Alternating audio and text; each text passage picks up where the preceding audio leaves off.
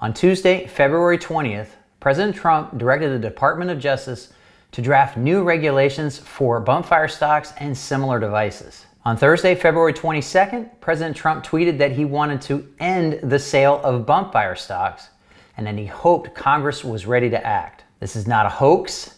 This is not fake news. This is not someone playing chess when everyone else is playing checkers. This is our president pressuring the ATF to rule that bumpfire stocks and other ordinary firearm accessories fall under the definition of machine gun.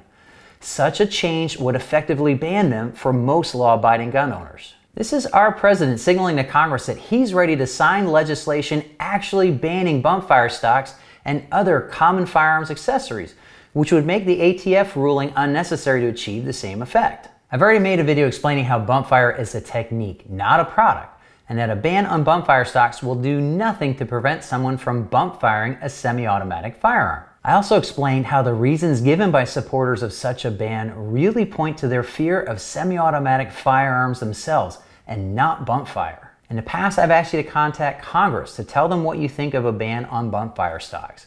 Now I'm asking you to contact the White House, as I've already done, to tell the president that you do not support expansion of the definition of machine gun, nor do you support a ban or additional regulations on bumpfire stocks or any other firearm accessory. The White House has a telephone line for you to call in your comments. That number's been busy for the past 2 days. However, you can still send in your comments directly to the White House through their official website. I've got the form linked in the video description or just right here. Before you send off your comments, there are a few points I want you to consider. Number one, be polite.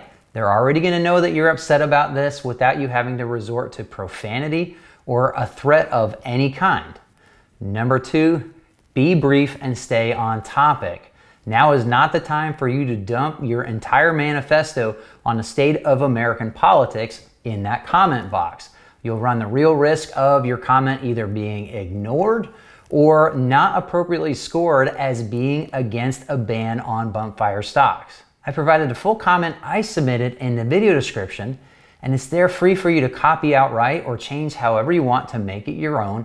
I think it does a good job of getting the point across while avoiding any language that could cause it to be ignored. Now, you might be one of the many people trying to convince me that President Trump is merely playing a game with anti-gun politicians to appease them, while in fact working to protect the Second Amendment. I strongly disagree, but it doesn't matter. You can still take these simple steps to ensure that you did everything you could in the event that you're wrong and I'm right. This is much bigger than a ban on bumpfire stocks, a product that I do not own, a product that I've said many times is garbage. It's not bumpfire that scares those who want a ban on bumpfire stocks. It's the rate of fire built into every semi-automatic firearm.